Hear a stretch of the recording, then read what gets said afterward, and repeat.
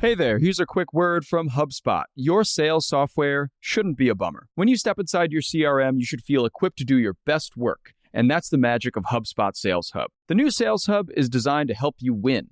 With an intuitive prospecting workspace and AI-powered tools that reduce your workload, closing deals is no big deal at all. Get AI-powered tools like ChatSpot that are tailor-made to help you automate steps across the sales pipeline, so teams can take back their time and spend it on more impactful tasks. Close more deals and get on track for your best Q1 yet. Learn about HubSpot Sales Hub at hubspot.com/sales.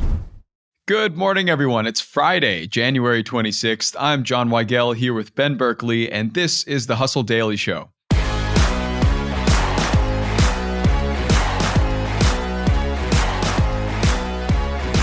In today's episode of What Billionaires Are Throwing Money At Now, we're covering the fascinating world of cryonics and extreme wealth preservation. In other words, immortality. Multi-million-dollar investments are being made from the likes of Sam Altman, Jeff Bezos, and more. But will these cryo trusts work, and will this save them from their inevitable graves? We'll get into that and much more, but first, let's give you the hits and headlines today across business and tech. Starting off in Google News, Pixel 8 Pro users rejoice. You can now use your phone's thermometer app to take your temperature or someone else's with a forehead scan. Readings can also be saved to Fitbit for health tracking. John, sorry. I do have a quick question for you, and I recognize that you did not perhaps make this phone, so you probably can't tell me. This might be a really dumb question with a simple answer. My phone, when it charges, it does get warmer. Is that going to affect the accuracy of readings if that's happening to your phone? And this is just where my head went. And again, I know you didn't make the phone, but you can still just pretend you did, right? And tell me how this is not going to be a problem. Well, if I was pretending to make the phone, I would tell you that it's not a problem because the Pixel 8 Pro does not overheat. Definitely. And it never will, ever. Oh, great. Probably. Problem solved. Not concerned about this anymore. Thank you. I'm glad we could clear that up. Moving over to Microsoft, the company just launched Mesh, which is an immersive Microsoft Teams feature that lets employees meet virtually in 3D and VR meetings with or without a VR headset. And this also adds yet another layer to Microsoft Teams that I will fail to understand. Next, from big tech to fast food, McDonald's new spinoff Cosmic seems to be quite a success. The first location in Bolingbrook, Illinois, saw more than twice as many visits as a normal McDonald's in the same month. So we're wondering, is this a fad or is Cosmix here to stay? Ben Berkley, your take on this. I mean, we're going to find out. They are launching another 10 locations this year, so we'll get a much better sample size than one location just being launched and it's like the one in the country and it's a novelty. Feels like maybe not something to base our view of this whole product on. Sure. But I do think it has a shot. I don't see why not. If you are in the restaurant world and you're betting against McDonald's, you are probably making a mistake. Yeah. So I'll be interested to see it, but not going to put too much stock into it yet. Yeah, we'll see. I think when they open those locations you were talking about, we'll see if it's really kind of the novelty of it all and the sales do well in the first few months and then peter out, or, if it's going to make some real Cosmic fans out there. Next up, the U.S. economy kept its growth streak going with the GDP up 3.3% over the fourth quarter. The rate of growth was slow compared to the third quarter, but still exceeds forecasters' expectations. And finally, we reached Subway. Subway's cost-cutting plan to add automatic deli slicers to 20,000 locations isn't exactly working out, with franchises claiming that they're wasting more food and that cleaning the machines is way more work. Have you visited a Subway location where they had an auto slicer in the past few months? No, I actually haven't been in such a long time. It's to the point where I've convinced myself anew that it's going to be so good because it's been so long. It's going to be my first time back at Subway. So we'll see. I'll keep you posted on that. But I have not seen this in action. When I read this, I was like, oh, so this means employees are going to have to slice by hand every time instead of these machines. Mm-hmm. I guess this ultimately does mean they are buying it pre-sliced and that is a much more expensive move. Yeah, I mean, I'm sure it was such a nightmare, especially for the fact that I'm sure they had to figure out how to train all these employees to use an automatic deli slicer because somebody's got to put it on and somebody's got to take care of it and maintain it. So that was probably another hurdle. And considering how many locations Subway has, I have seen Subways in the craziest places. Every town in America, there is a Subway somewhere. And I'm not talking about the train. I'm talking about the sandwiches. Well, it does seem like that means that people everywhere are going to have an opportunity to buy a not quite working deli slicing machine on the cheap. Yeah. So check out Craigslist in your area, right? Yeah. All right. On to the main story of the day. The big story today is all about some aspirational immortality from our favorite billionaires. Investments are being thrown left and right into cryonics and the idea of preserving one's life and wealth beyond the limits of this mortal plane. Ben, what's the scoop here? Where are we starting off? Well, I mean, this is a story like so many of the other ones we cover. That is the tale of the uber wealthy working to bend the world to their will. The one difference with this one is that we're doing it a lot more literally in that we are talking about rich folks' actual final wills and testament. So we couldn't really help ourselves when we saw this story in Mother Jones' latest issue. It offered up this amazing combo. We already know very well about the 1%'s obsessions with freezing themselves to theoretically be thawed out and returned to the land of the living. Right. We also know about the 1%'s efforts to maintain their wealth when put up against taxes and regulations and those other things that, again, also bound the rest of us like death. Right. And they find their ways around. What the story really did was offer a glimpse into the center of that Venn diagram, which is this effort to protect wealth in the case that you've been cryogenically frozen and are eventually revived. And, you need a little cash to reestablish yourself as a living being. So we definitely had to dig into this because how could we not? What an extremely specific topic. Like, I'm sure a lot of people will find this fascinating, but only a specific amount of people will find this useful.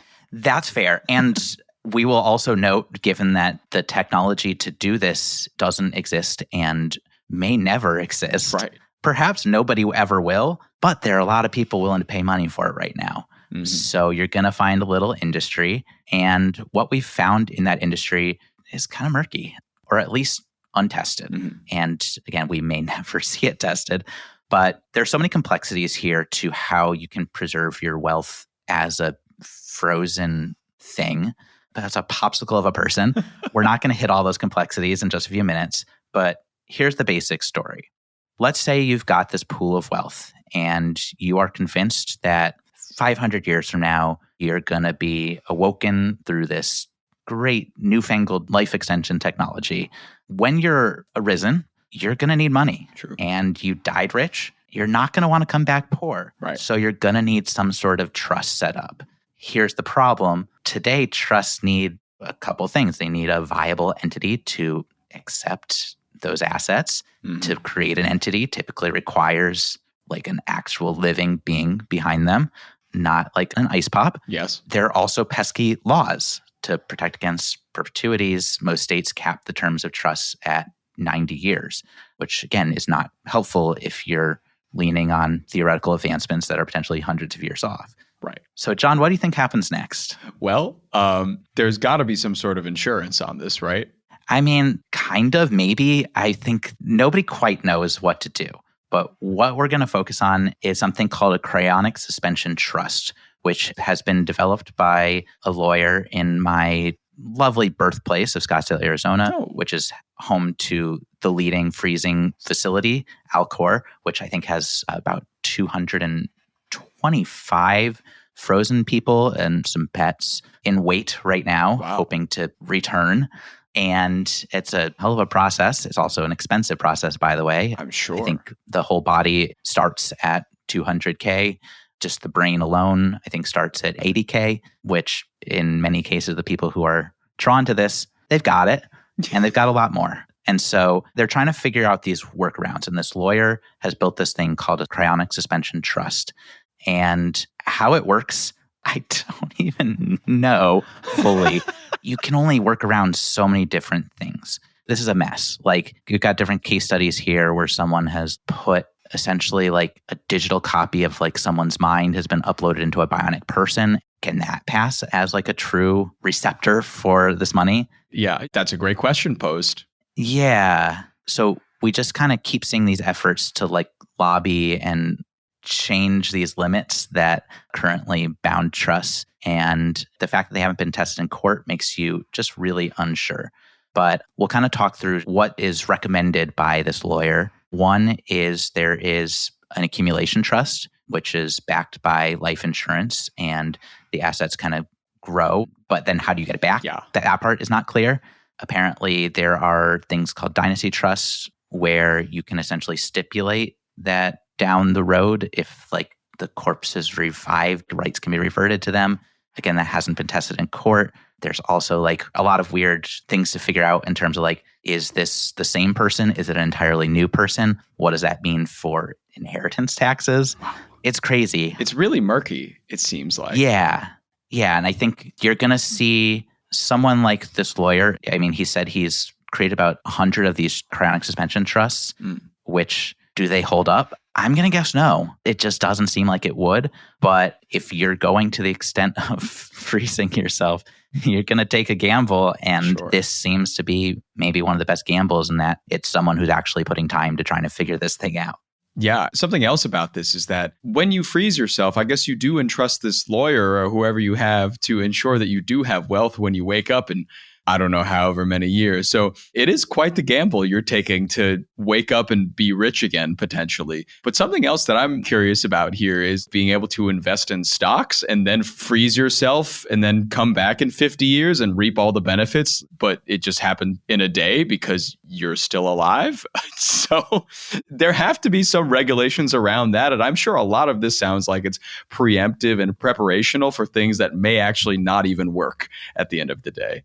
Yeah, it like kind of all sets up this question of like, can you be your own heir? Yeah. And this is obviously something we're going to have to worry about someday as we will one day be lavishly wealthy.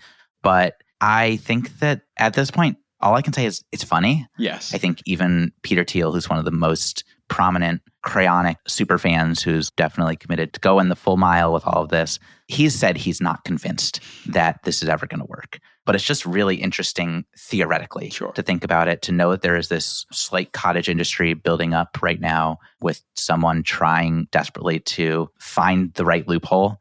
And I will note that if you are going down this road, probably would trust this lawyer because he's doing it for himself too. He did acknowledge ultimately that he is also going to be putting his brain on ice. Wow. If anyone's going to find out, someone who has more than skin in the game, I think is just his whole head straight away. That is a sci-fi comedy if I've ever heard it. You wake up in 500 years with your lawyer that promised you that you'd be rich at that time.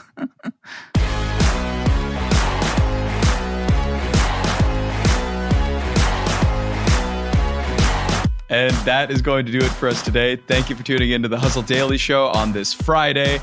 We are a proud part of the HubSpot Podcast Network. Our editor today is Robert Hartwig, and our executive producer is Darren Clarke. We've got a lot more tech and business coverage in our newsletter. If you're not subscribed, go get yourself signed up at thehustle.co/email, and we'll see you Sunday.